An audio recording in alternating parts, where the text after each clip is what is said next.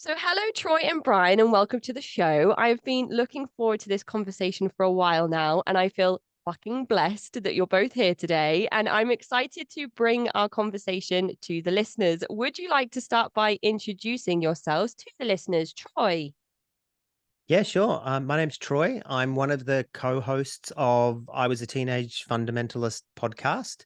And I guess throwing over to my co-host. Yes, we are a duality. So I am the Brian half of the duality of I Was a Teenage Fundamentalist podcast. And I'm sure during this interview, we're going to talk a little bit more about why we actually started it and what's happening with it, but also what drove us to start a podcast about all this really strange shit.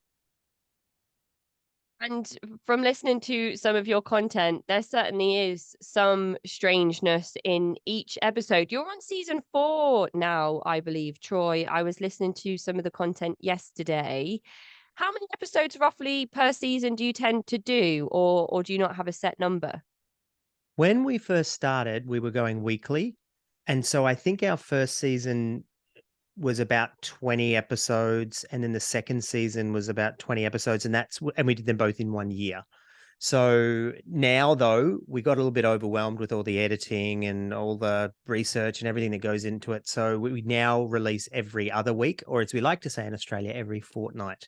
But we tend to lose our American listeners when we use words like that. They think it's a video game. So now we are every second week. And I think so far at the time of this recording, we're at about nearly 80 episodes in. 80 episodes. That's a lot of episodes. And are they're not all interview based. A lot of the time it's you two kind of riffing off of each other with your personal experiences around fundamentalism. Yeah, that's right. Yeah, We've got three avenues that we sort of go to. One is the interview, one is telling our own stories, and then the third one is topic-based stuff. So but sometimes we whilst we have a crossover into investigative journalism, don't we, Troy? Or we That's try true. to. oh, Yes, what's we what's have some done of the that. things, what's some of the pieces that you've looked into that have kind of stuck with you? Well, I have a journalism degree that I never ever used, right? So I've got to somehow get some value out of that. We decided to talk about nepotism in the Australian Pentecostal scene. I mean, we started by looking at nepotism in evangelicalism globally, but then we really focused on the Australian scene because no one's really done that before. And yeah, we just sort of dug deep and to be honest, it wasn't even that we had to dig very deep at all because nepotism isn't something that they hide very well, and it's not something that they think is that there's anything wrong with. As you probably have found through your research and through your show, there's a lot of these groups are handed on from father to son or mother to daughter or even sometimes, father to daughter. So nepotism is just rife. And it was a really interesting episode, though, because we were able to dig into Michael Guglielmucci, who had this whole fraud thing around claiming to have cancer and took all, and this is all public record stuff, right? But he took offerings and donations, and it turned out he didn't have cancer at all. And he was the son of a very high profile Assemblies of God in Australia minister. When you first mentioned nepotism, my mind went to maybe not overall leadership of certain sects of Pentecostalism, but in smaller congregations themselves, where people in positions of power in those congregations may expect their son to take on some sort of leadership role in the church at some point. I know that there's been a lot of conversations that I've had on my show, not necessarily with Christian religions, Christian religious groups specifically, but groups where their parents have had a notable role in the group, and from a young age, they've been told that they'll be expected to take on some of that responsibility and some of those roles at some point. The Jehovah's Witnesses, I think, is a good example of where it's built up to be some amazing thing to strive for, that you can set up microphones for sessions in the Kingdom Hall, and that's a big responsibility that, of course, only the male members of the group can do. But that's a whole other chip on my shoulder that we can talk about maybe later down the line. So, Ryan, can you tell me a little bit about your life and your experiences that led up to you wanting to start this podcast? Oh, gee, well, I'm in my 50s now, Casey. So, you know, I'm going to have to give you a flyover of that. But essentially, I was a teenage fundamentalist. So when I was 17, I got converted to fundamentalist Christianity through essentially an intersection with a couple of my brothers that had got saved and saw some positive things happening in their life, you know, to the credit of those communities that they got involved with. And I was at a time in my life where I'd always thought, you know, what's this all about? What's this life thing all about? Like, there's got to be more to what we see, taste, smell, and experience. So I think I was ripe. I was at that. You see a lot of people converted as teenagers, and I do think that there is a particular vulnerability at that stage. So for me, I was involved in the church for the best part of the next 20 odd years, maybe 22, 23 years in different congregations. I mean, part of it was a fundamentalist congregation where Troy and I met. And after that, I spent the next 17, 18 years trying to find something that fit and made more sense to me. And I went through many different iterations of faith expressions. Some of it was a bit more traditional. Some of it was very heavily connected to social justice. So I was able to have a distraction, which took me away from attending church and attending those sort of things which kept me within those four walls, because I did find it difficult. It was probably after about the first 5 or 6 years, I had a real resistance to actually being part of that Sunday service thing. I think because for me, it just didn't make sense. So I looked at other ways to connect with community and ultimately other ways to express what I thought was expressing my faith. But for me, I think it was it was the road out. Like I was trying to make sense and trying to make it work for me. And it wasn't working for me because there was that cognitive dissonance. I really had to constantly put aside the ridiculousness of some of the belief systems just to try and make it work. And ultimately, in the end, after a long time, I was in my very late 30s, I just went, nah, it's time to walk away. So it was a life event, which essentially was a divorce at that time, which led me to be able to seize the day and seize that opportunity to walk from, at that time, a very liberal, and when I say liberal, I mean a very, certainly not a conservative view of faith. So I was already well out the door, very progressive. So for me, it was just sayonara. I chose that point. Troy and I have stayed connected on and off throughout our journeys. Troy will talk about his. He left a lot earlier than me. But I think we used to catch up and quite often and just go, a lot of our conversations would circle back to this time in our life of trying to sense make, but also trying to work through what fucked us up so much, because there were so many points of it where we're going, that is what actually leads me to make this and that decision in my life going forward, because I have this baggage from that. So those conversations were happening. And then one day, Troy had a vision. Didn't you, Troy? No, he would tell how it had happened. It wasn't a vision, but it was sort of slightly spiritual. And he contacted me. He goes, "Hey, what do you reckon about doing a podcast?" Half expecting me to go, "No, I don't think so." I went, "Yeah, let's give it a crack." And that was probably 2.5 years ago now, I think, start of 2021. We are both based in Melbourne in Australia, the most locked down city in the world through COVID. So besides, I think that China would have taken our crown because they kept on carrying on with their lockdowns longer, but we had lots of opportunity to record because we're in lockdown and not really able to go anywhere. So here we are, 2.5 years on, and didn't anticipate how many people would connect with it and the impact it would have. But it certainly has surpassed any of our expectations and anything we could have dreamt of. But that's the flyover. So there's lots of things I'm sure we can unpack as we have the conversation going forward, but that's it in a nutshell.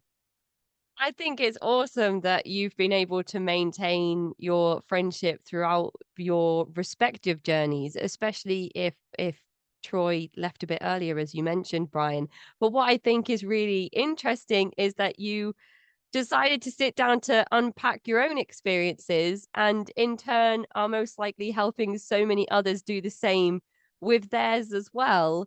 And perhaps people that can't have these conversations with other people, maybe they're still in an environment where it's forbidden to even have those thoughts. So who knows, what kind of saving grace you're offering people in certain environments. I think that's awesome. My podcast is also a lockdown podcast, so I think there are some things to be thankful for when it comes to that very strange period in all of our lives. But Troy, could you please give us your flyover? Yeah, okay. I don't know if I can fly as high as Brian does, because I like to get down into the weeds. So by all means, feel free to edit the shit out of this if I go on for too long. But wow, I was born into a family that considered themselves to be Christian, but not really. Like, we didn't go to church. We didn't, like, my mum would maybe not let us have ham sandwiches on Good Friday. We'd maybe watch the Jesus movies on, at Easter time, and we celebrated Christmas, but there was no church going. I think we were baptized Church of England as kids. And that was something that we sort of held to an identity. But when I was in primary school, a friend of mine invited me to his church, which was called the Canberra Revival Centre. So obviously I was living in Canberra at the time, and which is Australia's capital.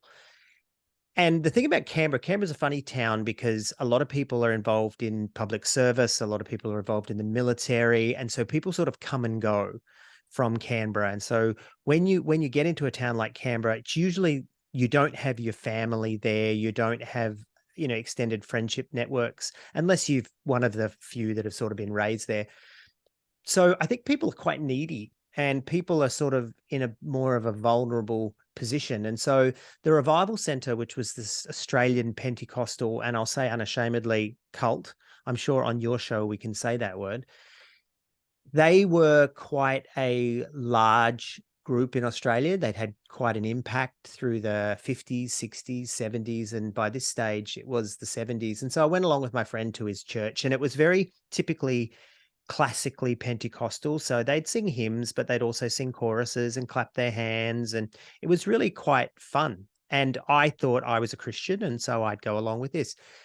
Then my family ended up moving to America because, again, my father was military. So we sort of moved around a lot. And there I really got exposed to church and to church life, even though I never went. It was just because I was living in the South. I was living in Georgia. Everybody went to church except us. And so there was the Christian television, Praise the Lord Club and Jim and Tammy Baker and Ernest Angley and all this kind of stuff. I was bombarded with this stuff. And so when we then moved back to Canberra in about 1982, 83, my friend was still there, and he invited me along to the church again. And I went along on a camp. And that's when they started speaking to me about speaking in tongues. And it was a 2-week camp. And I can honestly say I got love bombed, because I'm also quite as a kid, especially, I was very loud, and I was, into acting and performance, and I was in the school rock band and all that kind of thing. And so I really fit that world, that Pentecostal world. And I got converted really on that camp and spoke in tongues, and came home, asked my mum if I could get baptized, and she said yes. And by the way, you're going to hell. And then that turned into a huge fight, right, with my parents, because they're like, we're not going to hell. And it's like, well, yeah, you are, according to this new group. And so there was this wedge driven between me and my parents from a very, very young age. I continued to attend the revival centers. We moved again. This time we moved to Melbourne, which is another capital city, or a city in Australia. And I was very vulnerable at that stage because I'd sort of floated around the edges of the revival center at that point. But when I moved to Melbourne, I'd lost all my friends. I was 15 years old. I was at a loss. I was angry at my parents for moving again. Like, we moved every 2-3 years, and here we are again. And I got right into the church pretty quick, but it was different this time because I was a teenager, because I was vulnerable, because I needed that community. It became my community. Whereas before, I'd had my school friends, I'd had my family. Skip forward to about 2 years later, the revival centers were extremely cultic. Like, if we were to look at, Bite models and, Lifton's models of thought reform, etc., they 100% are there, and they were quite extreme, more so than the group that Brian and I ended up connecting in later on. And I just knew as a 17-year-old, this isn't right. This isn't good, but I really believed their doctrines. So they had ways that they would kick you out. If you did certain sins, they would kick you out, sometimes temporarily, sometimes long term, but they'd always let you back in eventually. And so I had this idea, right, that I am 17 years old. I'm thinking I'm going to get myself kicked out of the group. So that way, if Jesus comes back and this is the truth, I'll say, Jesus wasn't my fault. I was actually kicked out. So, as if God Loophole. couldn't Found a say, loophole. yeah, loophole. It was totally loophole. This is me, right? I should have been a lawyer. So I did. I went and had sex, and I was 17. I was ready for this anyway, right? And so I dobbed myself in. I got excommunicated from the church. However, where it got really dark and sinister and horrible, and I should have seen this coming if I'd known anything, if I'd listened to the Cult Vault podcast, was they weren't just going to let me go that easily, and they weren't going to make it easy on me. And what they did was they said to me, you've lost your salvation forever. You're going to miss out on the first resurrection with Jesus.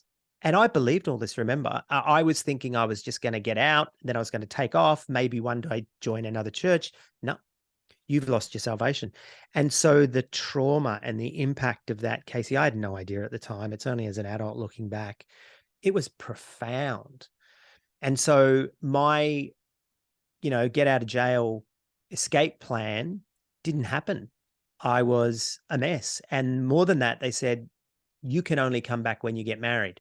And I was 17. So they made me ring the girl from school who I'd had sex with and ask her to marry me. She's giggling, and she's like, no. And I'm like, okay, great. Thanks. Bye. Hung up, rang them back. They said no. Anyway, it was years in between that group and then later joining another group that I was just trying to find my way, and I was really lost. And I had a few scary experiences, at nightclubs and stuff, and, dropping acid with friends, and that got all very spooky and scary. And, I guess my subconscious was coming back going, this is unresolved. This is unresolved. And so I ended up in the Assemblies of God, which is where I met Brian. And then now, I promise I'll put it into fast forward for you. I ended up getting married to a pastor's daughter. I went to Bible college, got a degree. I was a youth pastor. I was an assistant pastor. I was right into all this until I got to an age of about 29, where one day it all just stopped making sense. And sure, there's a lot of gaps in that story, but it really did just hit me one day that it was like, I can't make sense of this anymore. It's meaningless. I won't say I don't believe in this anymore. It just stopped being real. And I literally walked out of church one day and never went back. Wow. That's And that was 1999. Podcast didn't happen for another 20 something years, but yeah, it's a loaded story. It really is. that is quite unusual from my experience of speaking with individuals that have left their groups, for somebody to stand up one day and walk out and never go back. I mean, there's one thing physically leaving a church. There's another thing completely divorcing yourself from a group? Did you have a period of time where you were wondering if maybe you'd made a mistake, or you were still worrying about doing certain things outside of the church that might lead to your damnation? Did it stay with you psychologically for a period of time? Oh yeah, 25 years ish. Like it took a long time. I left church in 1999. I came to a point of deconversion in 2004, 2005, when I really said, okay, I don't believe anymore. Then come to a point of actually dealing with the emotion of it. I think that really happened. There's been a lot of growth in this podcast period over the last 4 years, where I've dealt with a lot of this. I mean, I was reading Lifton and Stephen Hassan and all that kind of stuff back in the 90s, trying to deal with my revival center experience while still in the Assemblies of God.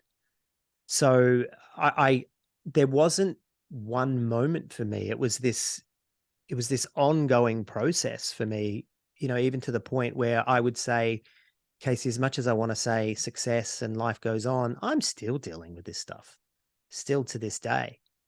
Yeah, and I think that a lot of the time when I ask guests at the end of each interview, what are your key pieces of advice for anybody else that may be going through something similar, there is often an echoed sentiment of, you don't recover or deconstruct overnight. It's an ongoing thing that often takes individuals a lifetime to work out, and it's not something that can be rushed, which is often why sometimes I may be a little reluctant to interview people on the record who are freshly out of a destructive group, because Chris Shelton told me this. He came out all bright-eyed from Scientology. Yeah, I'm going to take on the world. I'm going to expose Scientology, and then realized that he had to slow down for his own personal healing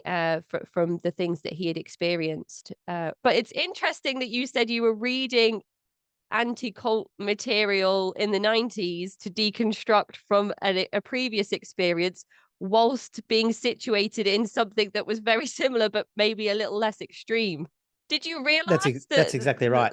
Yeah, I did. And I was reading books on spiritual abuse and reading books on cults and stuff, and looking at it and going, hold on, that's the group I'm in now. Hold on. But I actually consciously went, I can't deal with that. I got to put that aside.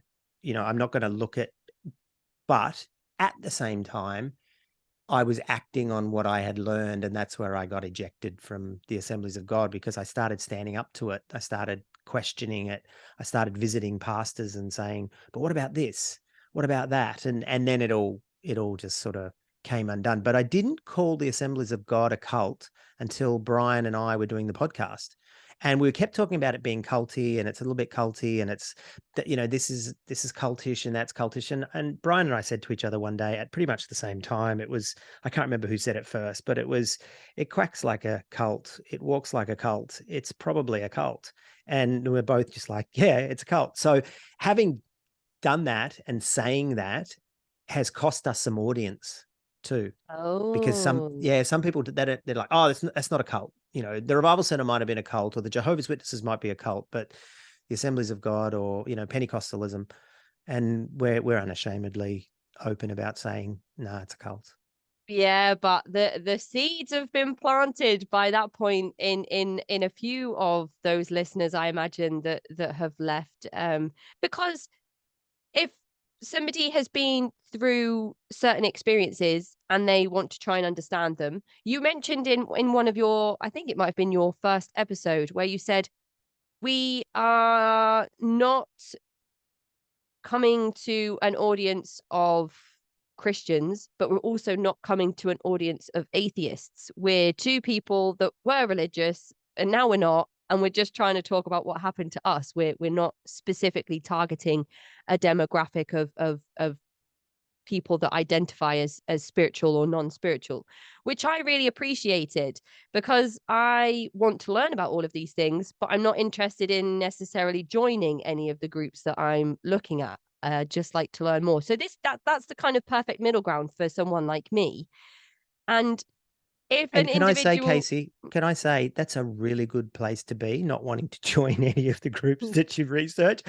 You know, looking at the fact that your podcast is called The Cult Vault, right? If it was called The Ice Cream Shop, I would suggest go for it, indulge, right? yeah, I mean, at least it's not dressing itself up as something different, I suppose, which is the antithesis of most of the groups that we talk about on the show.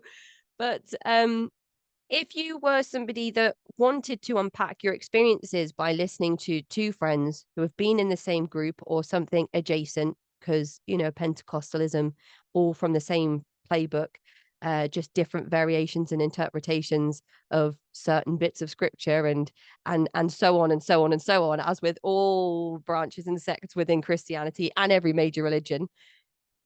I can imagine that it can be a really helpful thing until someone uses the word cult, and then you either feel like your current belief system is being attacked and wrongly identified, or something that you spent your whole life being dedicated to, even if you're no longer a part of it, is still being attacked and misidentified when the term cult is applied to it. It's a pejorative, scary term. And I always say that there is, the word cult means something different to every single person you ask. In everybody's minds, from all of the people I've spoken to, when we say, well, what does the word cult mean? It's never exactly the same definition. Even dictionaries have vastly different definitions from one another. Some dictionaries will be like, oh, any type of Christianity that doesn't look like this type of Christianity is a cult. That doesn't help me when I'm looking at, you know, large group awareness training or political groups. But the same tactics that are used in those cultish Christian groups are still. Anyway, it's interesting that you have lost listenership, but if they've tuned into a certain amount of conversation between the two of you, I think some of that may have soaked in at the time people decide to stop listening. I mean, I don't know, Brian, what do you think about that? Yeah, look, eventually we may see them unsaved, and that's our ultimate goal, is to lead people away from the Lord. No, it's not. It's actually not. But, you know, hey, let's give it a crack. Our listeners are so incredibly wide and varied. We've got people who are active pastors, ministers, who are listeners and very active participants in our. We've got a private Facebook group.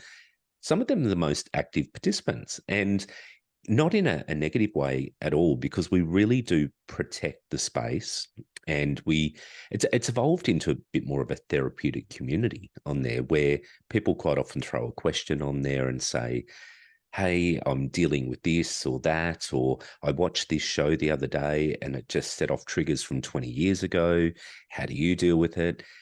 It's a really amazing, you know, mutual help space. And it's something I didn't think we anticipated necessarily it would be such a key part of it. But the storytelling and you know, we most certainly try and make ourselves very vulnerable through our episodes, particularly where we're telling our stories and sharing our experiences, because they're the ones that people talk about and really connect with. And probably the most common feedback we get is, I thought I was alone. I thought I was the only one going through this. So many people who've broken away from families, from groups, from, you know, cults and cult-like experiences, have walked away thinking, how do I deal with this? There's not much out there. I mean, there's a lot more out there than there was 15, 20, 25 years ago when Troy walked away. But certainly there's still not a lot of people who understand your experience or can contextualize the weird and worrying space that it is. Like, people don't understand just how from an observer, you can say, how could you believe that? Like, it doesn't make sense. That's ridiculous. You're an idiot. Well, you are completely enculturated in it, and you're within the bubble of thought. So the only point of reference you have within that time is each other, and you're all reinforcing each other's beliefs. You're all listening to songs every week at church, or sermons and youth group and Bible studies that are all telling you, hey, you've got to believe this because it's the right thing, with very little or no evidence. However, it's reinforced. So people don't quite understand that. So when you're talking to someone, even a therapist, they might be like, what the fuck? Like, how could you have ever have believed this? So to have people who can help you at least feel a bit normal, that what you've experienced, what you're involved with, wasn't completely batshit crazy. Well, it was batshit crazy, but that you're not batshit crazy alone. And it really has helped people with that. And I think that's the greatest thing I think both of us reflect on quite often, that we are showing people there are different ways to walk away, but there's also different ways that you can deal with it. None of it's easy. Let's not talk that down and say that you can get through your trauma and the effects of this easily. However, there are different modalities and different ways that you can connect with people to help make sense. And I think one of the things that was unique about our podcast as well is taking an Australian lens. Like, now we have as many US listeners as we do Australian listeners, because the experiences are very, very similar. The US is definitely the mother culture for Christian fundamentalism, and we drew a lot from there. But there was still this uniqueness. The names, the church group names, the individual minister names, all that kind of stuff is very unique to Australia. And of course Hillsong as well. Hillsong going global as well, as and Hillsong came from the same Assemblies of God group that we were in. I think that was a first. There's certainly been people calling evangelicalism a cult for a little while, but even that's quite fresh, that people are just coming out and going, actually, what was considered to be mainstream Christianity is in itself a cult. I think that's kind of new, and we've sort of ridden that wave as well. So I think that's what made the podcast a little bit different to some of the other podcasts that are in the space. But at the same time, the experiences can be quite similar. There are some connections that I've been able to make outside of the podcast with people that I now consider friends, and they are big fans of your show. So if you are listening, then hello to you and thanks for tuning in, and we appreciate you very much. And one of the things that is praised about your work, the open discussions, but also the private Facebook group as well. So it's not just you telling me that it's a kind of like a helpful platform for people to tell their stories and find support. It's other people that listen to your show coming to me to tell me that that's what your Facebook group does. And I mean, if that doesn't inspire and motivate you to continue doing this work, I don't know much else that can be done to do that. I know every single time I have a review or an email that says anything similar to those types of things, it fuels me for the day. I'm like, okay, let's get back to work.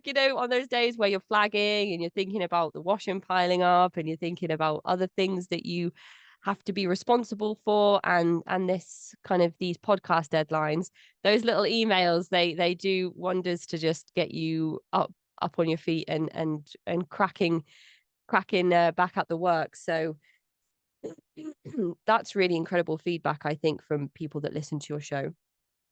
One of the points there's one conversation with an Australian man called Athron, who I spoke to a while back, who talked to me about growing up in a one-on-one cult. So it was a group. It wasn't a group. It was him and his mum and Athron's younger sister. And Athron's mum, who was undiagnosed, so it's not known if there were any psychological issues or ill mental health at play, although Athron suspected that there probably was. but his mum took on a lot of Pentecostal teachings and moved them from church to church, but eventually they would be kicked out because his mum would challenge views, and he always found it really embarrassing, and he always said he felt really ashamed. But she brought all of those teachings back to the home, and it was so extreme and excessive that when Atheron met a woman and fell in love with her and had sex with her, he felt so in his body, so ashamed and confused about what had happened and this eternal damnation, that he would take himself down to the beach and baptize himself to try and purify his body. But then he would meet back up with this woman who he'd fallen in love with, and the cycle would just repeat itself.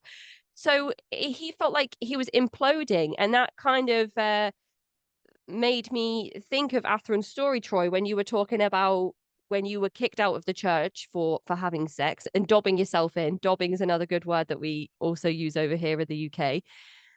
Not realizing what the consequences would be. And Brian, did you, when you left the church, have anything similar to that type of experience?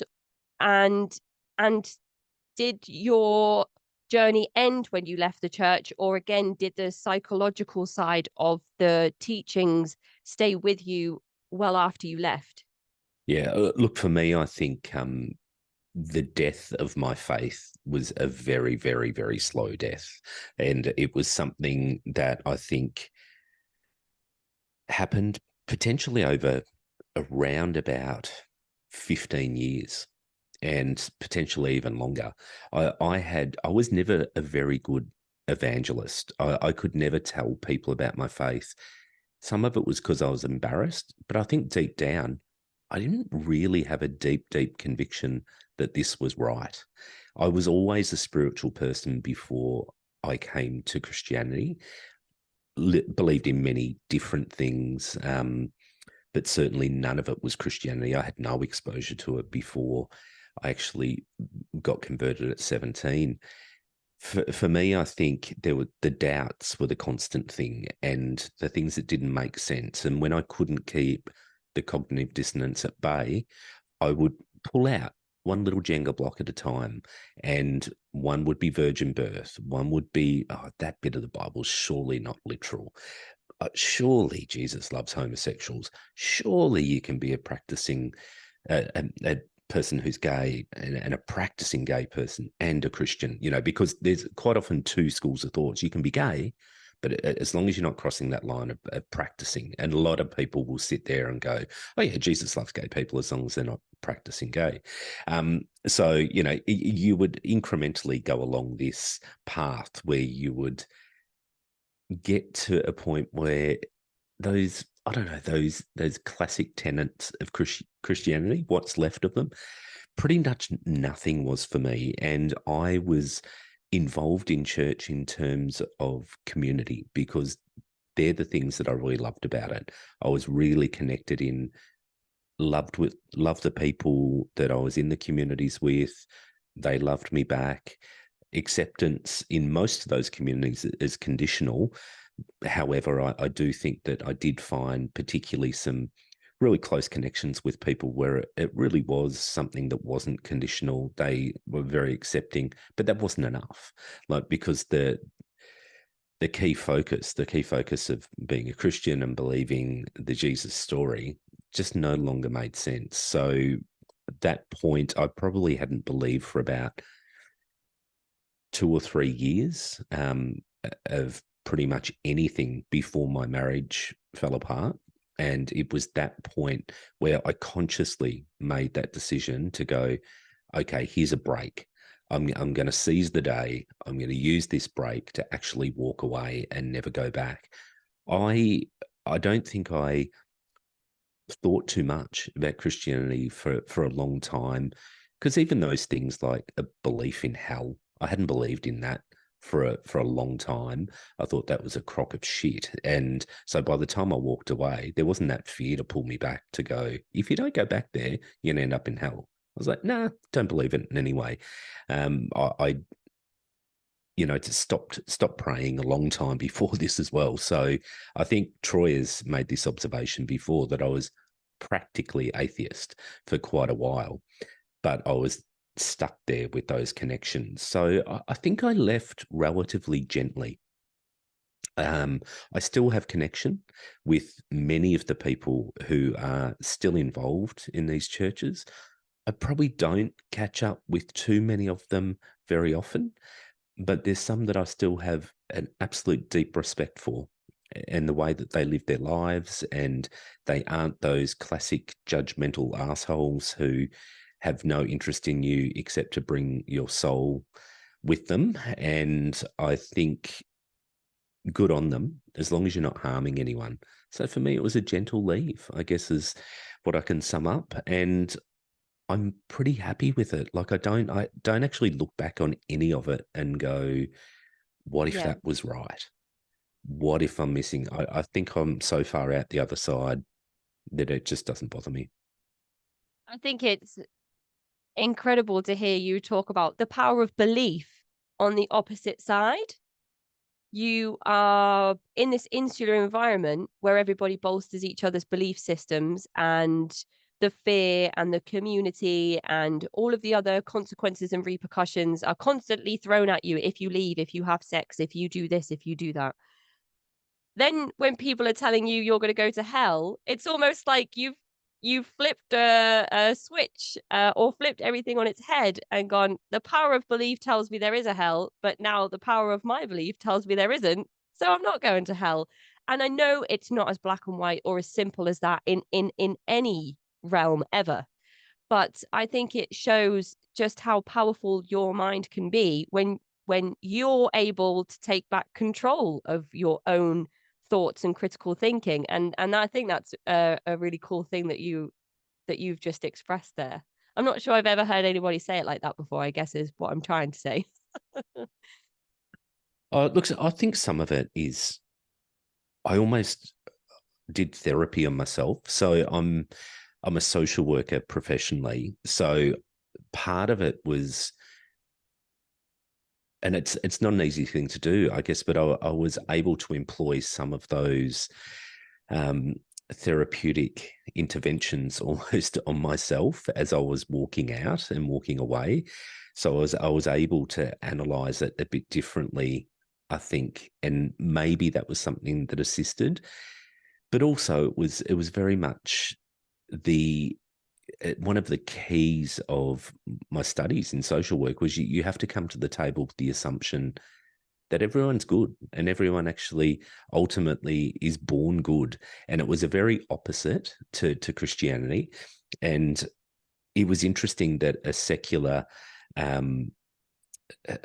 studies were a lot more graceful than the message of grace from Christianity. So I think those things really assisted in being able to work things out as I went along. And of course, every now and then things come up. I mean, when I've had those times of deep trauma or revisiting of something that's happened in my life and not necessarily church-based, can be things like, divorce and things like what was happening for me at that time was I wanted to reach out to a God and go, help me with this. I'm really struggling with it. But even that was lost for me. So it was just time to walk. So I think there's many different opportunities that people can take. And my advice to people is if they do see a little crack in the clouds, just run towards that light.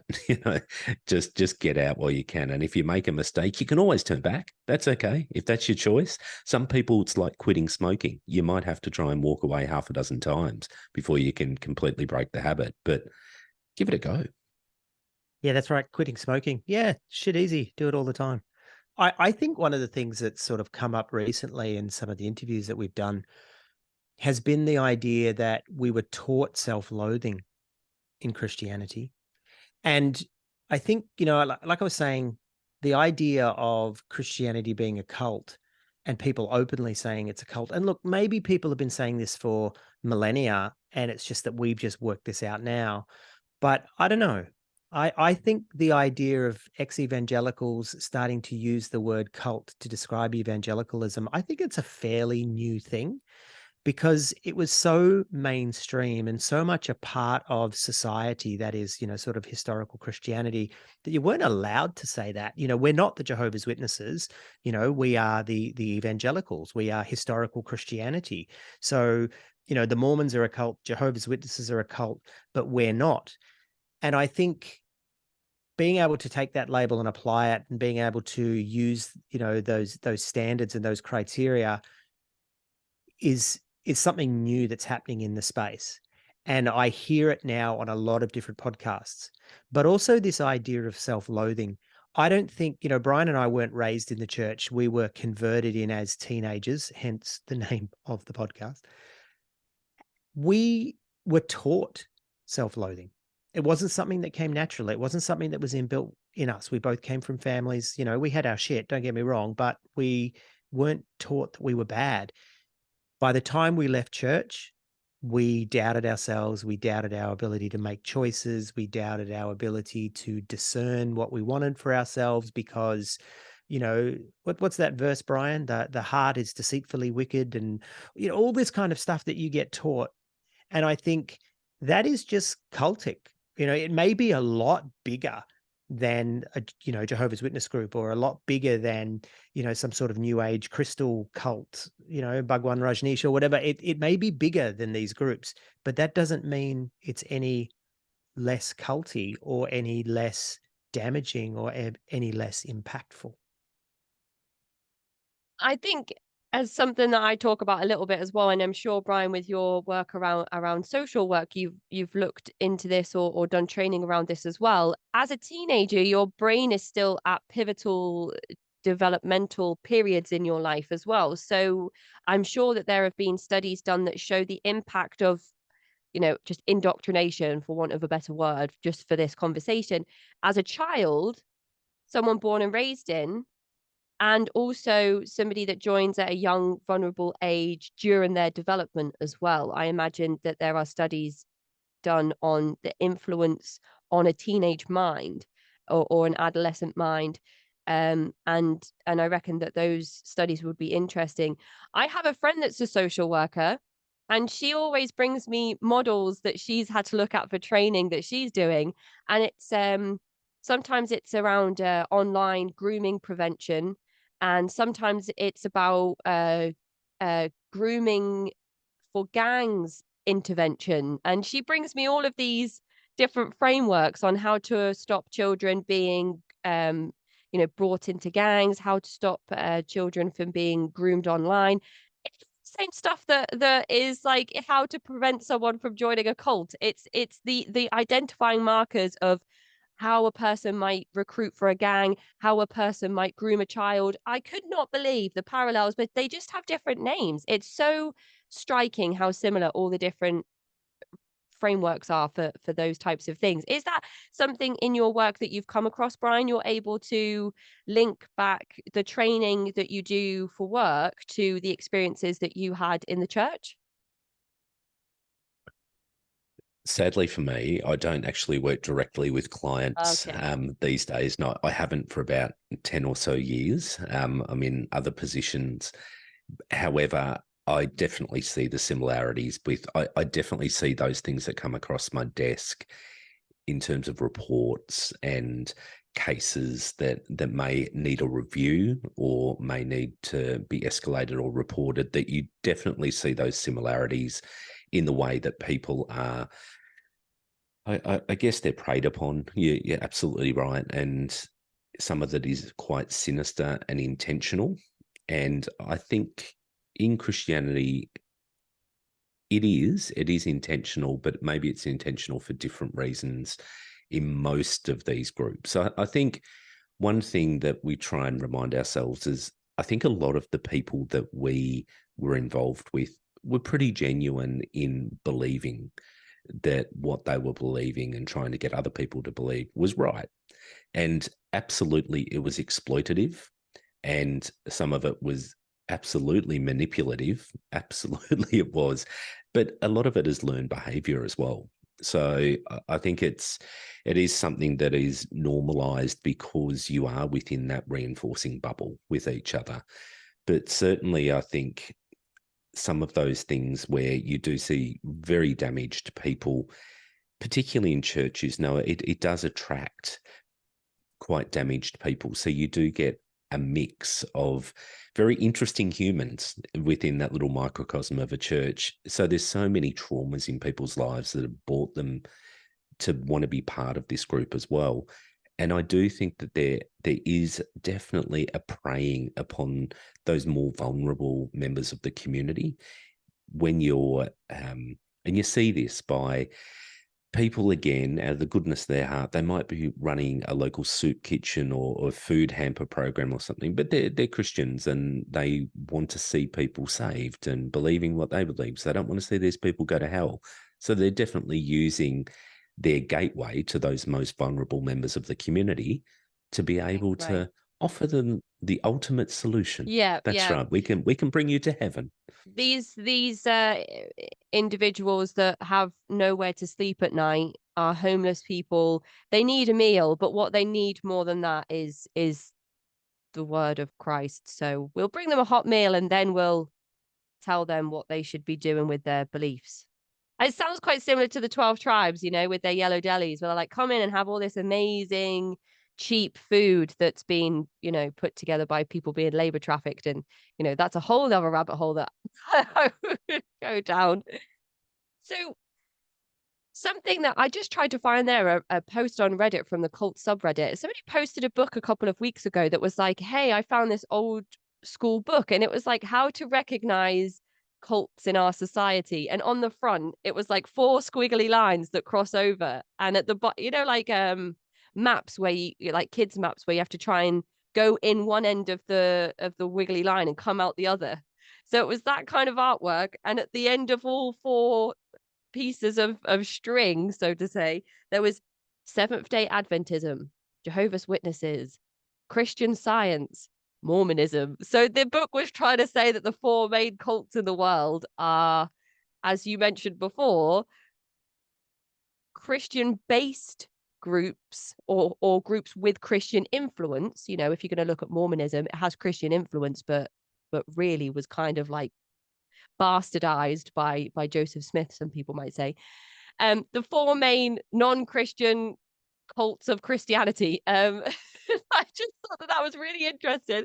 I wanted to try and get a copy of the book, and I just wanted to mention it to the listeners. There is something out there that people can get their hands on, which kind of echoes what I said before about some older versions of the definition of cult will be like, anything that doesn't look like this type of Christianity is a cult. And as you said, Troy, ex-evangelicals are coming forward now and saying, actually, we think that this purest form, in air quotes, of Christianity is actually also a cult. And I think that is quite a powerful thing. John Werner, the host of Cult of Christianity, he wrote an article the other day. He's an NYU journalism student at the moment, and some of his article was unpacking that kind of new phenomenon of the title ex-evangelical and how it's kind of populating certain spaces where people are going to talk about their experiences, recover from their experiences. But one of the things that I think would be interesting to ask both of you to just talk about, together for the listeners is, what is the history of Pentecostalism in Australia? How did it develop? How did it divide? And what are the main types of Pentecostalism that you'll see in Australia? Is there a lot of the fringe stuff that people talk about with snakes and healing? Or is it really kind of mostly Assemblies of God and Hillsong influences across Australia? And also, Hillsong's quite a hot topic at the moment because of the ongoing legal action. More questions to throw at you. Is that legal action spilling over in other countries, Australia, America, Canada, or is it restricted to one place? And what is the kind of Hillsong controversy all about? So I'm just going to let you two riff off of each other. Give us some of that I was a teenage fundamentalist gold. We can do that. However, with the history of Pentecostalism, look at this. Troy is holding up a book, The Spirit of Pentecostalism by Barry Chant. And Troy is going to speak to this because he is definitely someone who has the expertise in the history of Pentecostalism, and because he researched a lot of this in his cult work. So over to you, Troy. And we can riff a bit too. Yeah, we totally can. So what's the name of that place in LA? You know, the something street revival, Brian. It's literally I'm not getting up to good. Yeah, okay. All right, so I'll start from there. So Pentecostalism traces its roots back to the Azusa Street revival in LA, and that was a black and white multi-socioeconomic strata, but largely poor groups of people that came in and had this experience. And that actually traced its roots back into Wesleyan Methodism as well, congregational churches, etc. And the idea that there was this second blessing. So people started to seek for this gift of tongues because they'd read in the Bible that this gift existed, and there was nothing to really indicate in the Bible that there was any sort of dispensation that this would stop. So they started seeking after this gift, and it happened through a Bible college and then later spilled out into this Azusa Street revival. So missionaries from Azusa Street went out into the world. There was at the same time a mix of what's called the Welsh revival, which was happening, I think, previous to the 20th century, whereas Azusa Street sort of started at the beginning of the 20th century.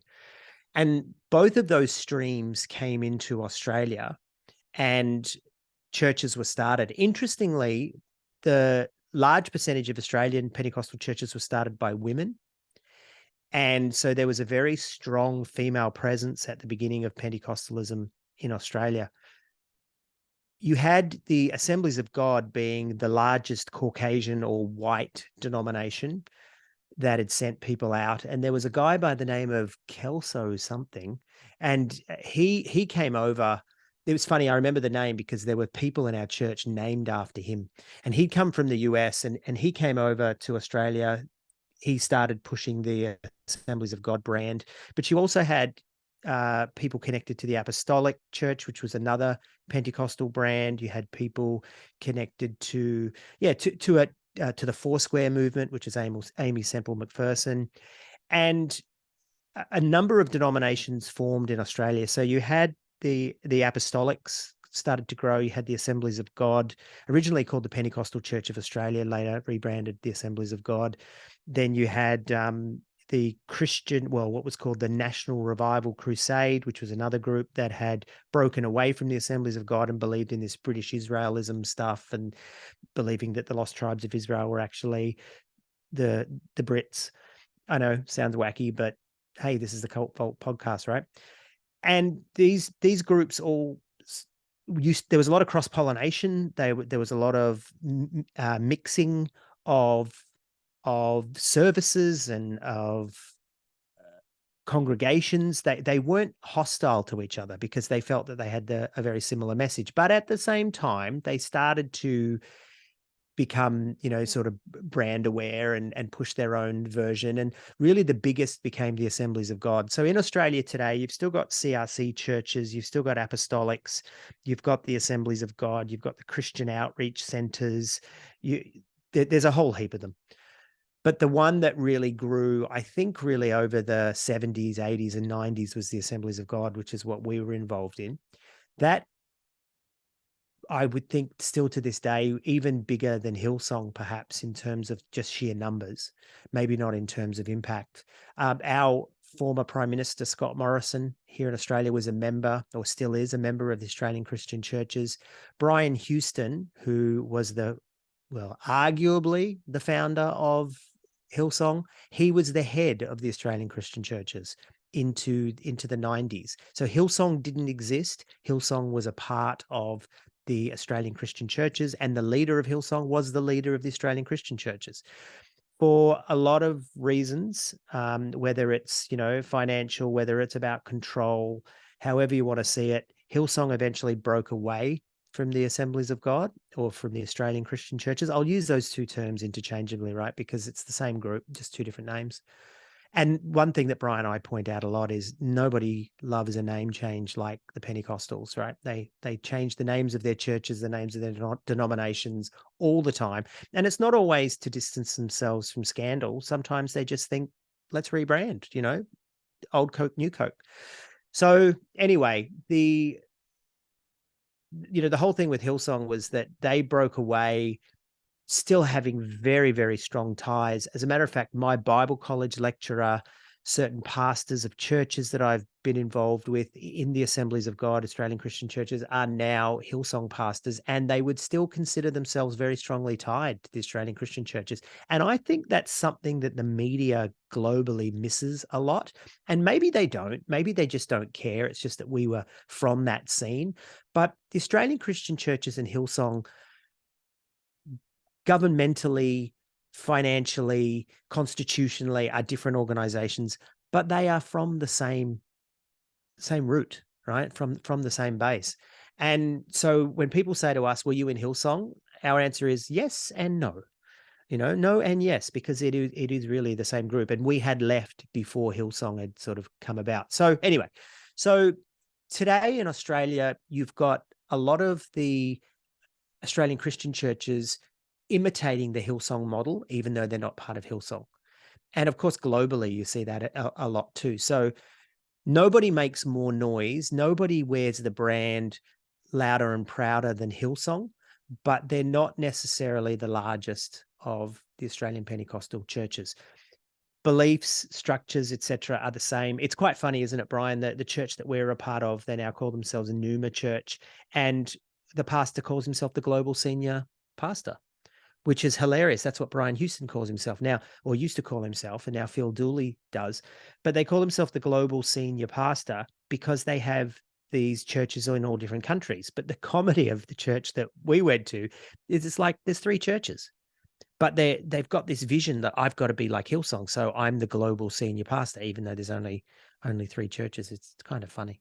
Does that come from, in your opinion, does that come from the success that Hillsong has seen internationally? 100%. Yeah. And this is one thing that Pentecostals are amazing at. They have very slick marketing, very able to tap into communities. They embed themselves within culture very well and draw from the culture around them to relate and to draw people in.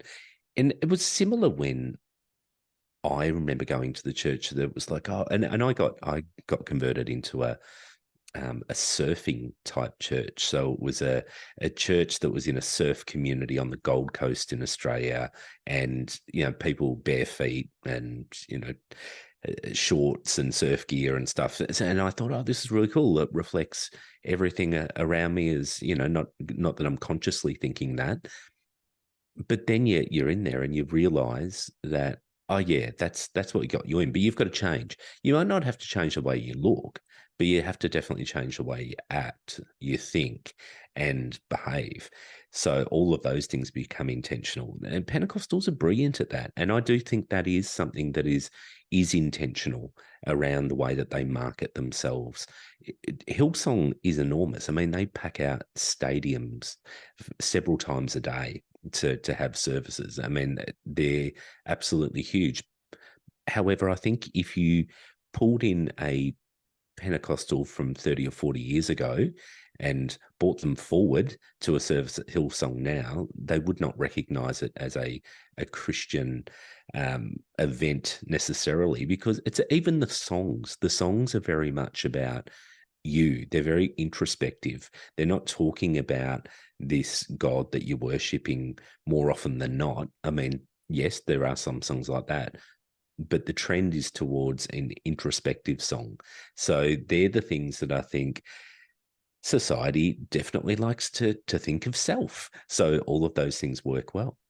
And it's your relationship with the God, that's what the worship, I worship you, blah, blah, blah, all that kind of stuff is what they're right into. Whereas I think the hymns of old are about, Jesus paid the price, Holy Spirit fall.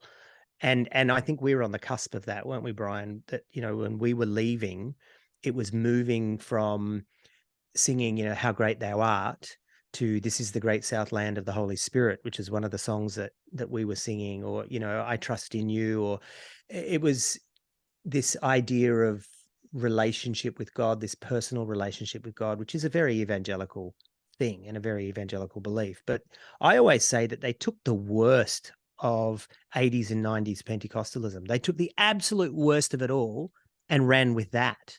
But And is that's that what worst? Hillsong is. Is that worst for the congregants and best for those in positions of power, or is it what you think the let me just reword all of that I think again. it's both. Because when you say worst of it, I wonder if that's what you mean in terms of extremist cult tactics. Is that what you mean by taking the worst of it, or the worst of the scriptures and parts that just really don't make sense if you rationalize them, like the virgin birth, for example? Yeah, it's funny you asked me that now, because I sort of caught myself out and going, oh, okay, hold on, what do I mean? And I think for a while there in talking, there was a bit of the Troy, the cult member, church person talking for a little while there, because I think I was sort of saying you got this classical Pentecostalism idea of laying it all onto Jesus and trusting in Jesus. And then later this sort of Hillsongy thing was, you can be a success and God's going to give you everything and you're going to go on and be great. So, but I do think, Casey, that what you're asking is true as well, because the music, the canned lights, the smoke machines, all those things are a new cult tactic. You know, we don't see that in the formation of Mormonism. We don't see it in the Jehovah's Witnesses, but we do see it in Hillsong, that we use the music to take you on a journey and to manipulate your emotions. Yes, I think we saw that somewhat in the 70s with the Jesus People movement as well. But I think the sheer scale of it is brand new to, you know, the last 20 years. I just wasn't sure if you meant they took the worst parts of Pentecostalism in terms of exploiting individuals and really started to ride home elements that would gain more followers, retain more followers, you know, at the expense of the followers, of course, and then increase profits through, you know, tithing and then being able to put on more events because you've got more people to give up their free time to put on these events and so on. That's where my cynical atheist brain goes when people say they took the worst of it. And maybe that's kind of what you also meant. It is, because when I watched the BBC documentary on Hillsong, which was released, I don't know, a couple of years ago now, it triggered me a lot, because a lot of what I had experienced was what these kids were talking about, the exploitation of their time as volunteers, the commitment to, you know, years of Bible college study and paying your own fees and not getting any sort of financial support and being expected to give 10% of your salary.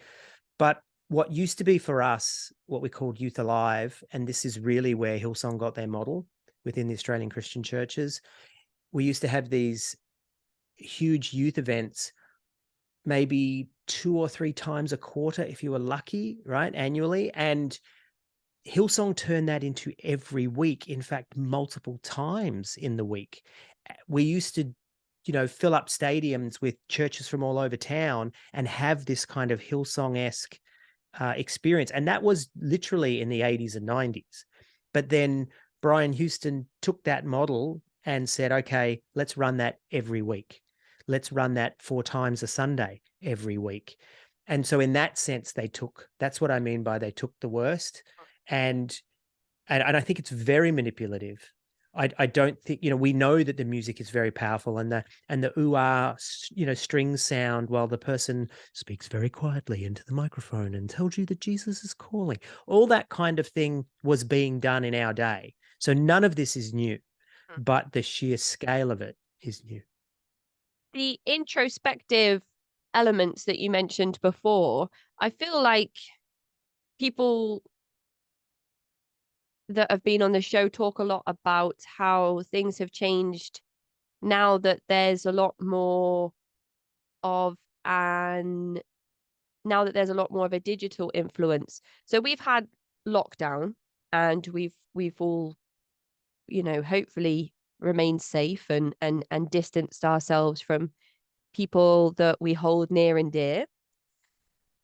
And it makes sense that a lot of the songs and hymns would have influences of self and introspection. Because if you're not in a big hall with a load of people and the songs are about you and you sing them to yourself, and it's, you're then bolstering your own belief system, and it's not necessarily a requirement to be in a room full of people that can ensure that process happens.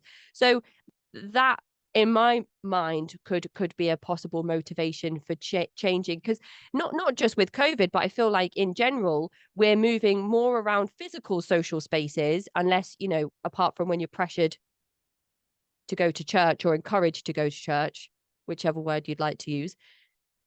Apart from the obligations that you have to church related activities, a lot of people are moving away from physical social spaces in, board game club, chess club, darts club, going to the local pub.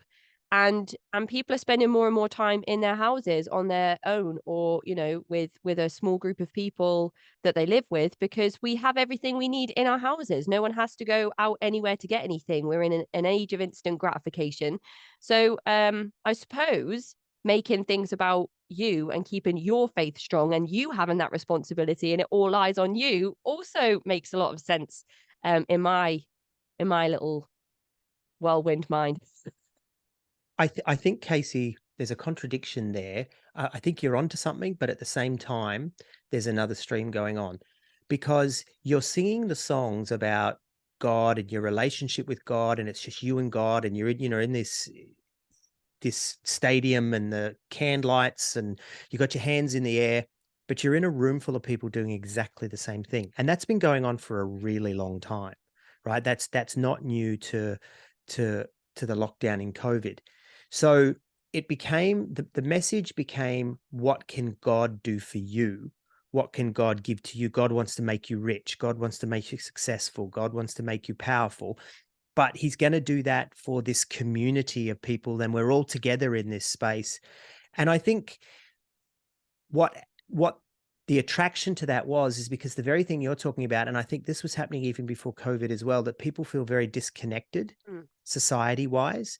And I think there's a lot of things that were doing that well before COVID, but I think COVID played a big part in that too. But people feeling very disconnected. And so feeling you've got this one-to-one connection with God, yet also you're part of a bigger group. There's a song, a Hillsong song, and we always quote it. It said, all over the world, people just like us, right? And the song goes, the praising his name, living in his love, all over the world, people just like us. And it was this sort of connection to the greater tribe through Jesus, through church. And so it's both, Casey, like it's this one-on-one connection, and yet you're part of the community. You're part of this bigger movement. Mm-hmm.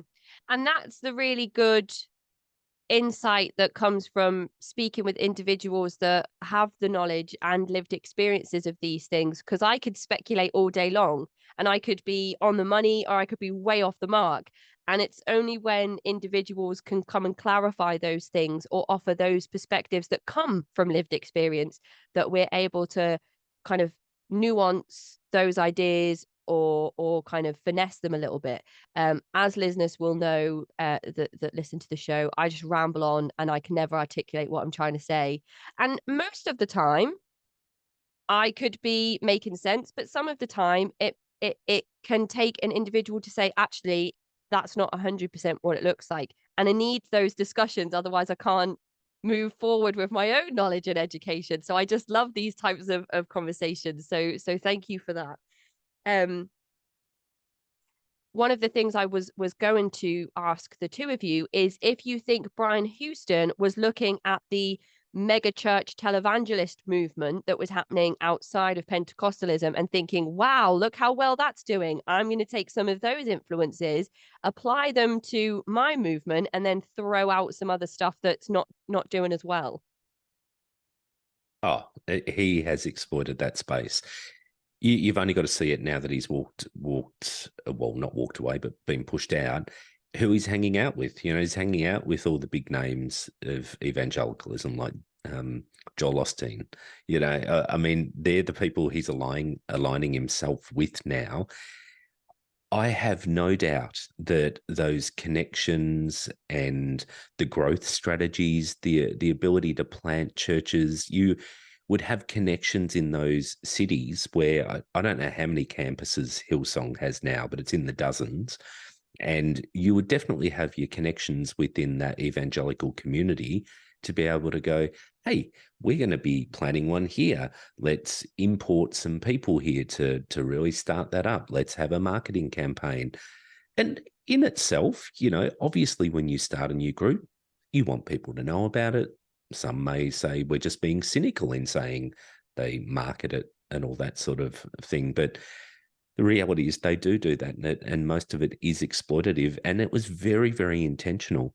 I mean, that lifestyle that Brian and Bobby Houston, it's becoming more and more known, the expenses that they ran up, that whole church runs up. But it's not just them. I mean, it's that whole scene. Again, it's just reinforced. That's what you do. You deserve it. Because Hillsong has moved to more of that personalized brand, the health and wealth, prosperity type doctrine. And that was a very intentional move as well. That was something that Brian, lots of people tell of Brian going to the States, really importing that prosperity gospel back to Australia and using that as a platform for Hillsong growth. So, and it was very successful. I mean, you've only got to look at the growth now, and you've only got to look at where that church has gone. And it's on public record now through WikiLeaks, all these expenses that they ran up, and the millions of dollars in flights and accommodation and retreats for the family of hundreds of thousands of dollars going to Mexico, and taking the family on a leadership retreat. It was a family holiday. It's all exploitation of people's tithes, offerings, and people sincerely believing that by giving to this church that they'll get back a bucket load more, because God will bless you, and God will bless you far more than the amount you've given.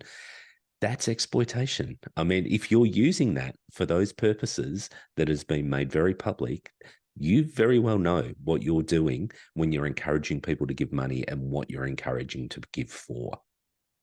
I think it's interesting to look at that and think about how the teachings around, well, I guess to look at the view around Christian teachings on people should live minimally and give well. We don't need to have all of these lavish things in our home. We don't need to be spending money on, cigarettes and alcohol and other banned substances in some groups, or gambling. We don't need to be doing any of those things. We're just going to live very simplistically, and that is, in keeping with the 10 Commandments or whatever teachings that you have in your respective religious group. And I always wonder, how do religious groups stay relevant when their human rights views don't change, but other parts of their groups do? So now that it's very much everybody striving to live a certain lifestyle with certain cars and clothing, and aesthetic appearances, a lot of that is obtained, of course, by credit cards and taking out loans and other things that consumerism encourages people to do. The church has got down that route instead of being like, hey, maybe it's time that we start thinking equality between men, women, and other genders that we should be accepting of in the church. Maybe we should look at LGBTQIA plus rights and say, do you know what? Love is love. And as long as your love, it lies with God, then you can come here and we can all love each other. It's funny that churches are staying relevant and progressive, but just not in the ways that I would like them to. That's just me kind of having another rambling thought. No, I'm going to agree with you and say it's greed, really, is what they've connected with. This is what we talked about before, connecting with the worst aspects and running with those. They've done the same thing with society. The only way that the prosperity gospel works is if you're the one taking the offerings. I mean, see, this is the Brian and Bobby Houston, the Joel Osteens, the Kenneth Copelands. They will really believe, according to their theology, if we give, God will give back to us, and God wants us to be rich. I mean, that's what they're peddling. God wants you to be rich. And then their message is, look at us. We are here now. I mean, Kenneth Copeland has his own airport. He has his own 747 jets. He's got, multi-hundred million dollar, business in essence. And so did Hillsong, so does Joel Osteen, so does, Creflo Dollar, which is a great name for a Pentecostal prosperity guy. His name is Dollar. But they are living it, right? And they are saying to people, look what God's done for me. And they will tell the story that they came from nothing and God has blessed them. But what people don't stop to think about is they're the ones taking the offerings. Of course. From the people that they're telling to give That's right. offerings. That's right. Yeah, exactly right. So that sort of greed, that sort of material wealth, it's very American. I mean, it's very global now as well. It's not just the Americans that do that anymore. It's very much our society as well. But you don't have to do it through hard work, education, growing a business. Now you can sidetrack that, or you can shortcut that and just get God to bring it to you. I can remember, Casey, when I was right into the prosperity stuff, I walked past this BMW being given away in a multiple sclerosis bonanza thing, buy a ticket. You could win the raffle. That's the word I'm looking for. I can remember walking past a multiple sclerosis raffle, and there was a car. It was a BMW or a Mercedes that was being given away. And I laid hands on it and said, okay, Jesus, in the name of Jesus, I claim this Mercedes for me. And then walked away, didn't buy a ticket, really believing that I was somehow going to get this car. And I really did believe, because if you've got to believe, that's the key. It's faith, And so I would walk past these cars and, these giveaway things or whatever's on, and lay hands. Now, I can tell you now, there are people in the world right now, in this very city, in your very city, that are doing exactly that at this moment, laying claim to things. It's, that's why the prosperity gospel is called name it and claim it, right? Because you would claim things, and then, but the emperor has no clothes, right? It doesn't eventuate. The only way you can really make that kind of prosperity gospel work is you have to be the one taking the offerings. Yeah. And then I go into thinking about multi-level marketing, and I think that it's really quite interesting when those things happening in religious groups kind of bleed into things that aren't necessarily religious, because I know we could talk about Mormonism and multi-level marketing and other things like that, but I'm thinking specifically just somebody setting up some type of pyramid scheme, in the town nearby, and people getting involved, and it's not necessarily linked to religion, but the same tactics you are seeing at a lower level being used by people at the very top of some of the most impactful religious groups in the world right now. And it is quite something. And I know that sometimes I can sit here and perhaps, well, not joke about certain things in religion. I think my reaction to a lot of the things that you're both telling me today in terms of the prosperity, it's the sheer gall of the people peddling the stuff. It's not I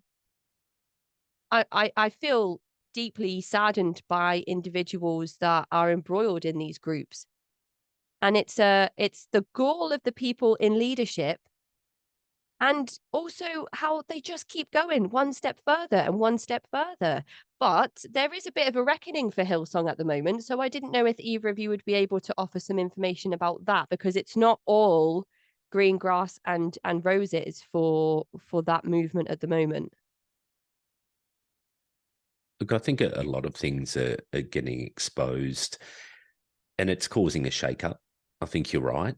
I'm cynical as to whether things will change at the core. I think they will whack a little bit of veneer over the top of this, that with improved governance and different accountability structures, and they'll look at different ways of saying that they're more transparent, essentially. But I'm very cynical about that, because if they were to be completely transparent and everyone could see their financials to the degree that they're now being exposed, surely there would be a greater demand from those even within the ranks to utilize those funds better, to be able to distribute them better.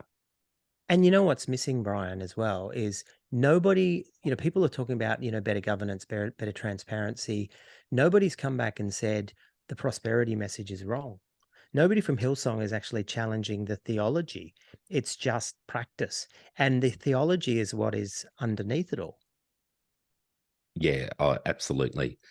And I mean, you've spoke before a little bit about I know on your podcast around multi-level marketing. I mean, it's incredibly successful within churches, particularly Pentecostal churches, because it does align with that prosperity gospel as well. If you can get people on board, let's all, go together forward and help each other get wealthy. Sure, I'll end up at the top of the tree, but you'll get your cut as well, and everything will be good, because you might end up at the top of your own tree one day. So it's that alignment. And it was an incredible amount of people who were involved in Amway and its different iterations that I met along my faith journey in different congregations, that people were deeply involved in it. And I think it was easy for them because they could believe it. Yeah. I've been a member of Amway, and that was through church. It was very, very brief. It didn't work for me. I used to sit there in these meetings, and I was a teenager, or I think I was still a teenager. It was the end of my time in the revival centers, and just sort of thinking, I'm not that interested in money. It's like, if there was multi-level marketing for other sins, I probably would have gone with that. But I do want to sort of bring it back, Case, to what you were talking about before, and how is this also culty? The thing about this whole prosperity thing is it's not just tricking people into believing. If you start to criticize, if you start to speak out against this, then you are demonic. Right. And that's where we get back into the cult stuff, right? It's just, you are demonic. You are speaking against God's anointed. You are the voice of the devil, and you will literally be demonized. You will literally be pushed out of the groups, and all that sort of stuff that you're seeing in these other groups that you've researched. It happens again. But it's just, as we say in Australia, same shit, different bucket. Yeah. And you've got absolutely no chance of getting any of your money back or winning that BMW if you're saying, well, I don't believe in the prosperity gospel. So there's that as well, I imagine. That's it's right. layers. I didn't even buy a ticket. It's hilarious. I didn't even buy a ticket. I mean, at least, what is it? God helps those who help themselves. No, it was, God's going to give me a BMW. And he never did. And by the way, spoilers. It was for a charity raffle. So God may have helped you for helping somebody else if you would have bought a ticket. Yeah, I know that was completely lost on me, that I should have really been giving money to the charity, but instead I was going there, laying hands on it and claiming it. It was just, yeah. Oh, look, it's embarrassing now. The idea of church leaders having private airstrips and private jets and planes and estates and masses of cars, which is just super cult leadery to have like a mass of cars, especially if you've got a Rolls Royce in your collection. That's the most cult leadery car you can have. Watches, clothes, everything. It's more like A-list celebrity, social media tycoon, creator of some modern technology, Microsoft, Apple-esque. It's not spiritual, enlightened, closer to God that comes to mind when I think about those types of things. It's so I don't bizarre. know, Casey. The Catholic Church is the most wealthy organization on the planet. And so the idea of using God to amass wealth, the Western tradition has a a good handle on that. Oh, could you just imagine the Pope though, rocking up to his like jet on his private airstrip and then going to his house with 10 pools? And I know that he, well, I don't want to speak for the Pope, but there's a chance he might enjoy that. But outwardly, he can't be seen to be indulging in those things. And I guess that's the big difference between shilling the prosperity and living a life of devotion to God, outwardly, at least, maybe inwardly as well. I guess we'll never really know. But it's just wild to me. It makes me think of Elon Musk. It doesn't make me think of, the guy that started a religious group. Yeah, I mean, even if you are a believer of what the Bible says about Jesus, I mean, it's the antithesis, yes, of what Jesus talked about. Yet, somehow, they still convince people that Jesus is giving them this blessing. And it's absurd. I mean, the prosperity doctrine was something that very, very briefly I visited, maybe for 3 months of my journey. And then I just went, this is bizarre. But I have people who are very close to me throughout my life that were and are still avid believers of it 30 plus years on in their experience and are still believing it, and absolutely as a couple that live very, very comfortable lives. However, they also have very, very good jobs, and they have studied or they have run their own business and grown their own business for many years. They would say, yes, Jesus has blessed them, but I would say they've got a good business plan or a good job. And I think that's how they pull that stuff off, and they convince themselves that it's right. I'll keep giving, and I'll keep giving above that 10% that is required, because then I'll get blessed more. Yeah. I'll get a greater return. Oh, you've just summarized it so well. That's exactly what I was trying to say, Brian. Thank you. I struggle so much to just say things in a clean way. But then I go back to thinking about if one of those people you've mentioned starts to lose their faith, then the church will say, well, look at everything that you've been rewarded with. Look at everything Jesus Christ has done for you. But as soon as you kind of waver or doubt or do something that the church doesn't necessarily agree with or is in keeping with the teachings, then that's your problem.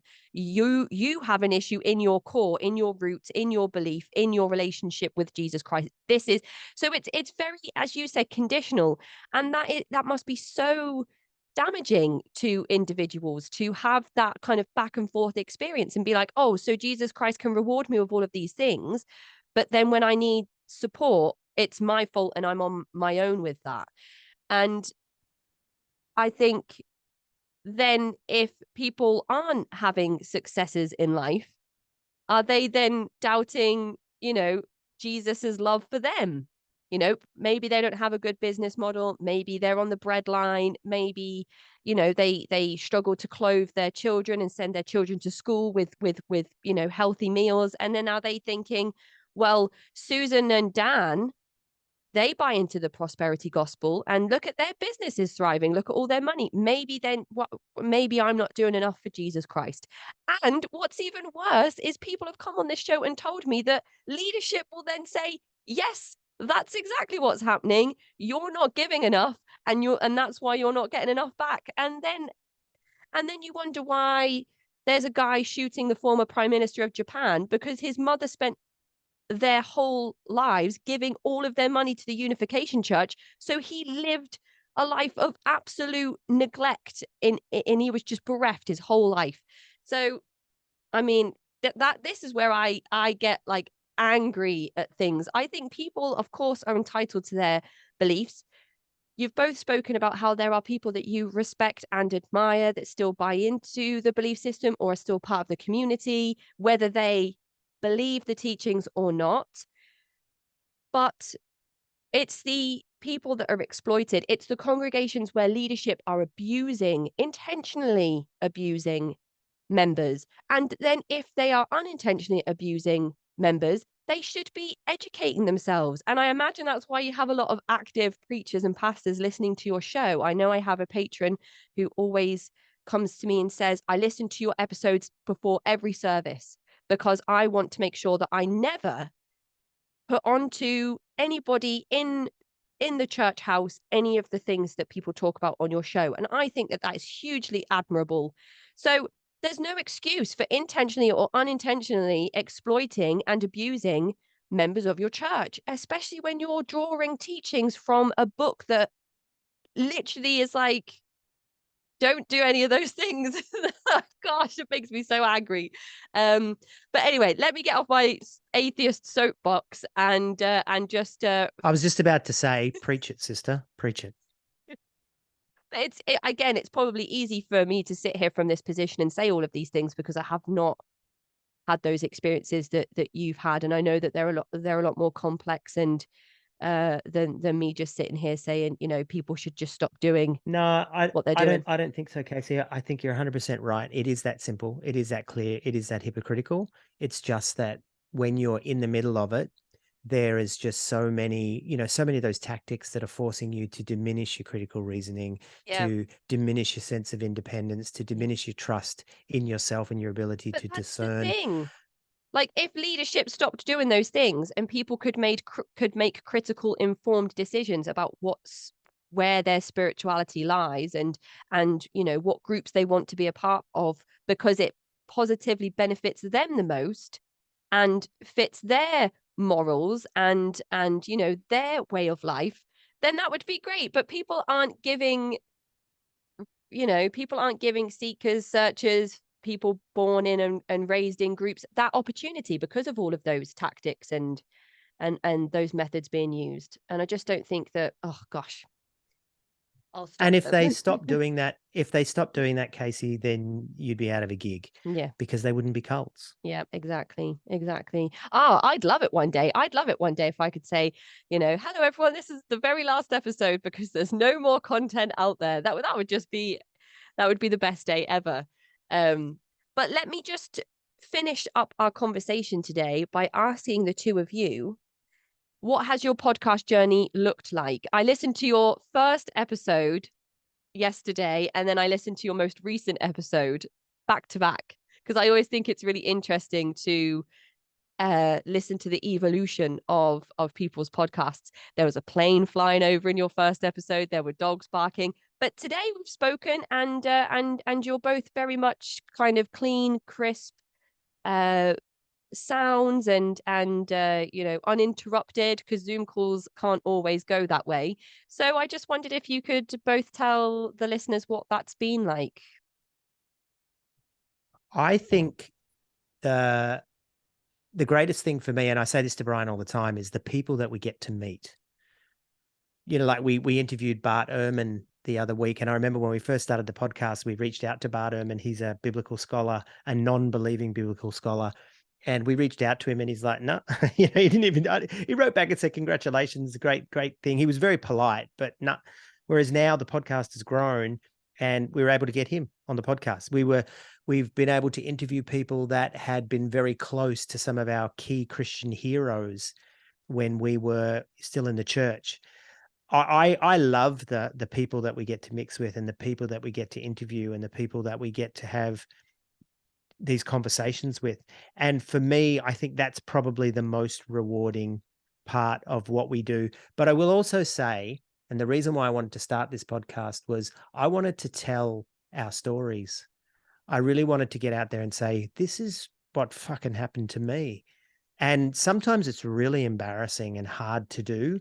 And when I'm introducing people to my podcast, you know, because I'm still the evangelist at heart, oh, I have a podcast, you know, and they'll say to me, where should I start? And it's really hard because I think I don't want them to come in mid podcast because they'll just be thinking, what the hell are they talking about? But I don't want them to come in early because they'll hear the dogs in the plane.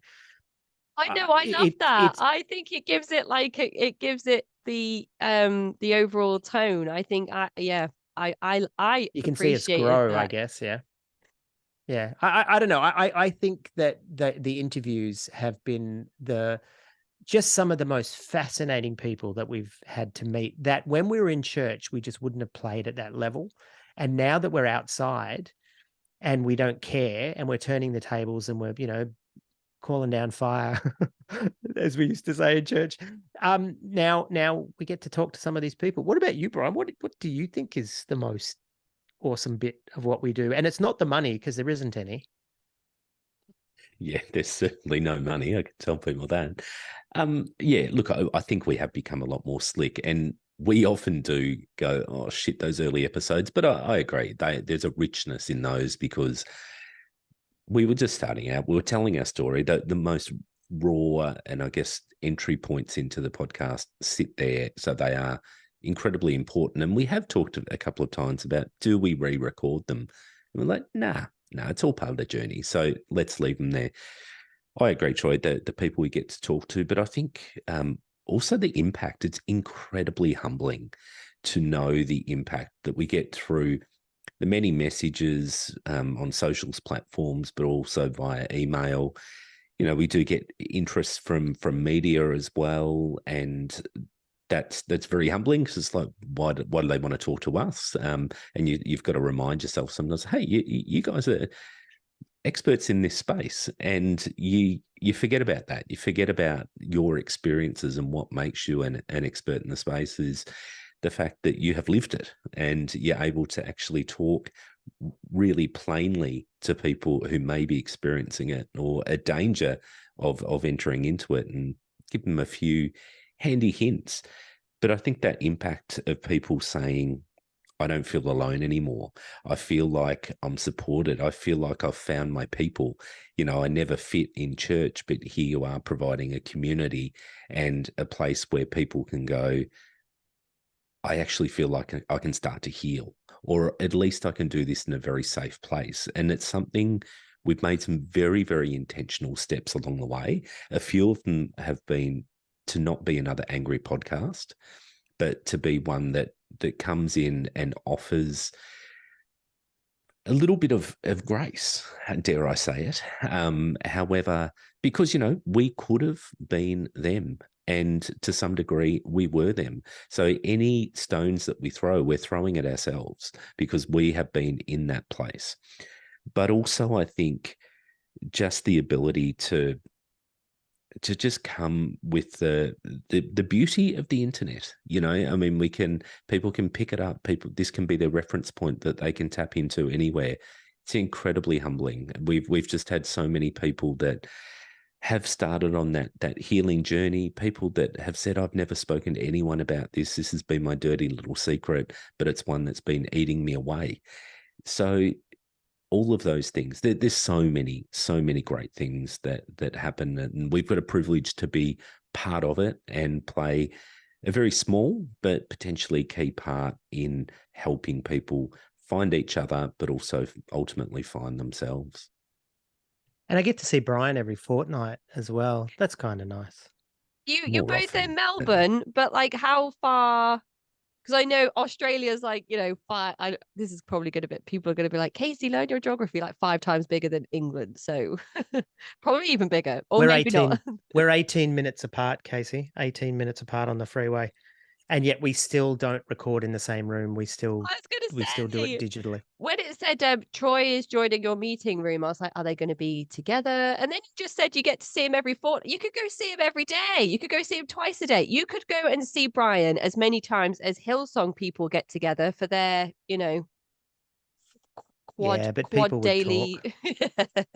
If I saw him that much, people would talk. Oh, we've got I families know and partners. I know from listening to some of your content that there are plenty of people already talking about what you two could be getting up to now that you're not in the church. Dirty sinners that we are. Hey, I just want to say, you said that could be 5 Englands that fit inside Australia. In fact, Google tells me there could be 32 Englands that fit inside Australia. So, because you can fit 32 Englands, get 32 Englands individually, pick them up and lay them over the top. Australia's fucking massive. And we're only like 26 million people, and you can travel tracks of roads and hardly see a person for a whole day. That's wild. That's how big it is. Like how much, I heard a wild statistic one time about how much of Australia is actually inhabitable. Like how much would you say that is, like percentage wise?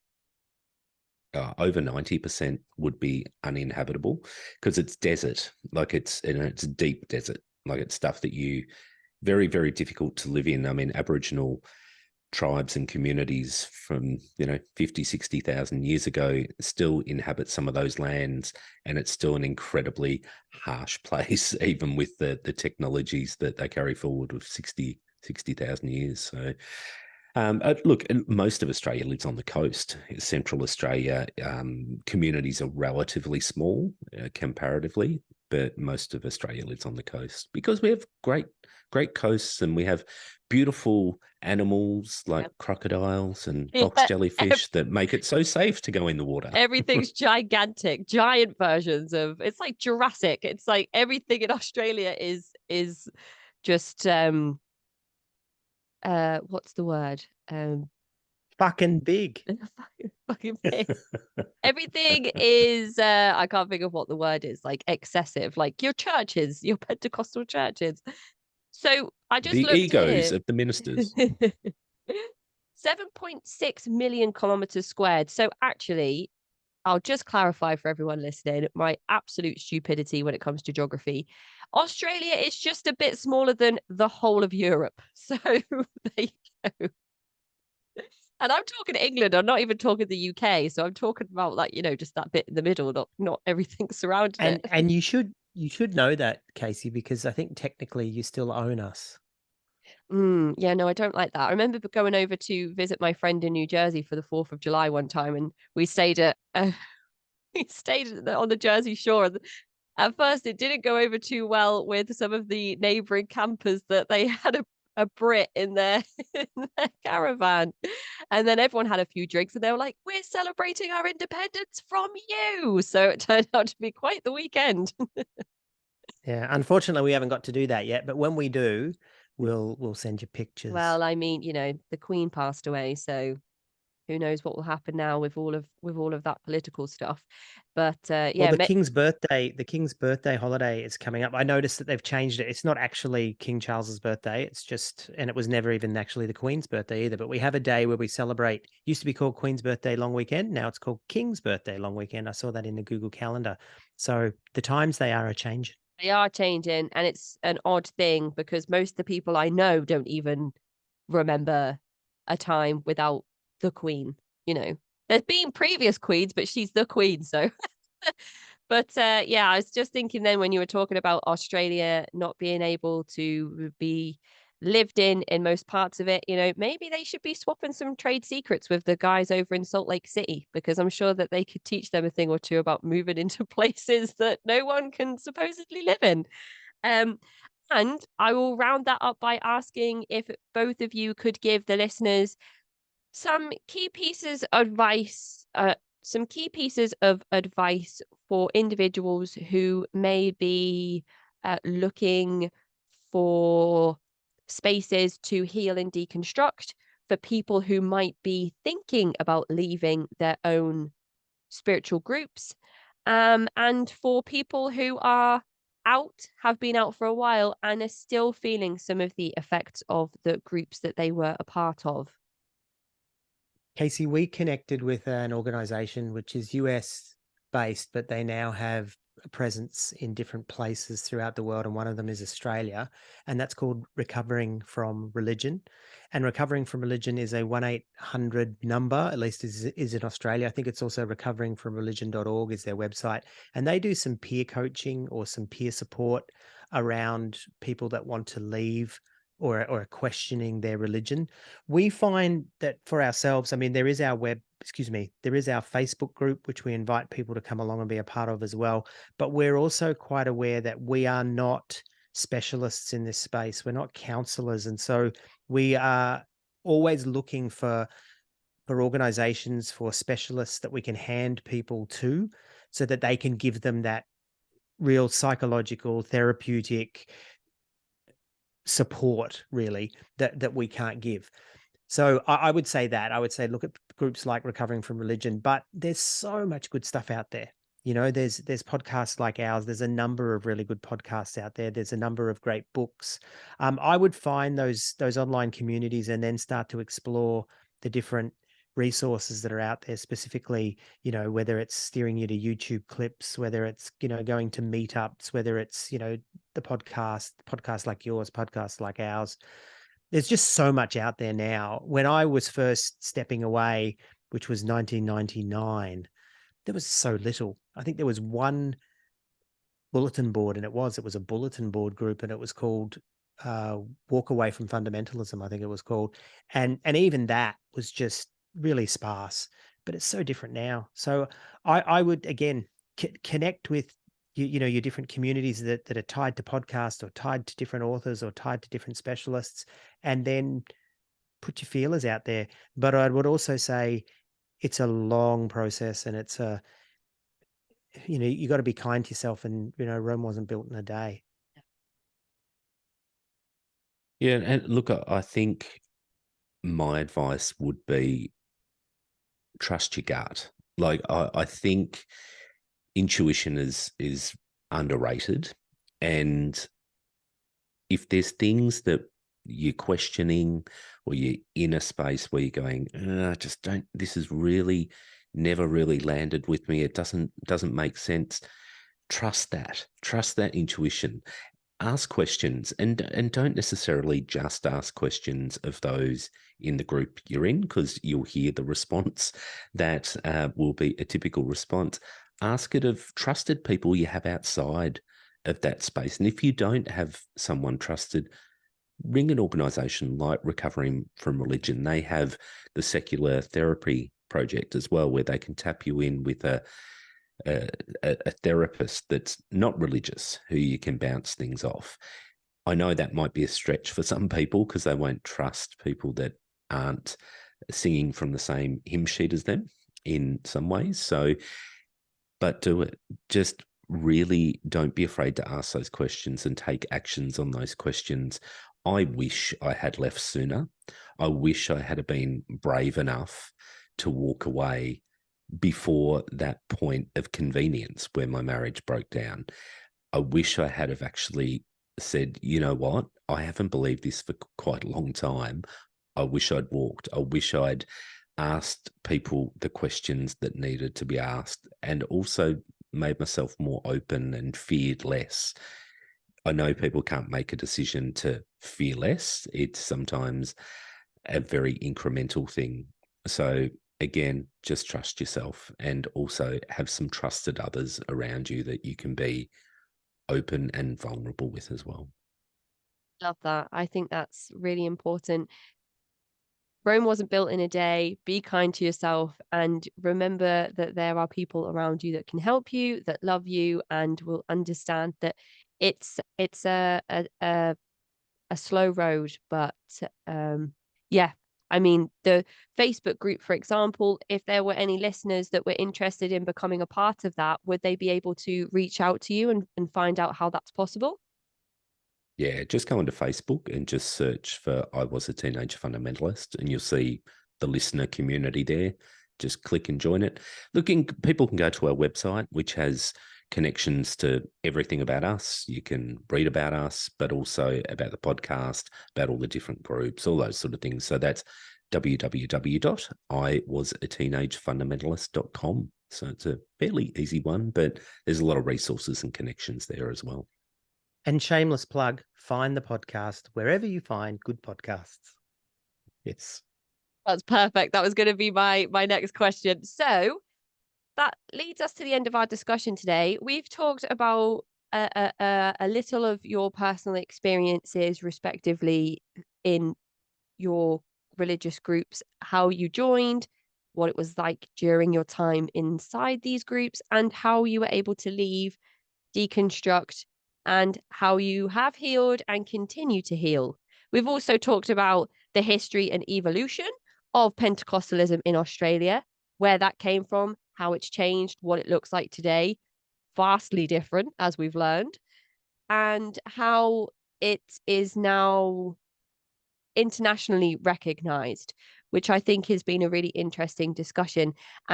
I've rambled on a lot about things that I think and feel about, and we've ended today with some really nice pieces of advice for anybody listening, and some places people may go-to for support. So it's been a very successful conversation, I'd say. We've covered a lot of stuff, we've covered a lot of ground, and hopefully now some people, if they're already not aware of your show, can go and check that out. I will put all the links in the episode description to the podcast I Was a Teenage Fundamentalist, and you can go and check out Troy and Brian's show today.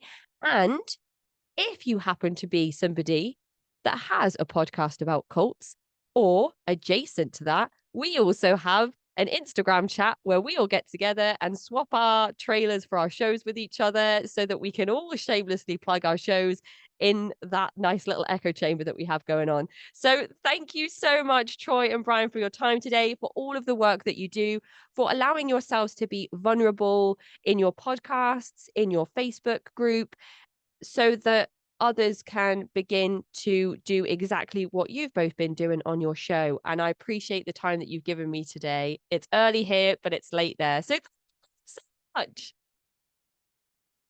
Awesome. Thanks, Casey. And thank you for the work that you do on this. I mean, giving a platform to people to tell their stories so others may learn from those, I think is such an incredibly important thing and so aligned with what we do. So thank you for what you do.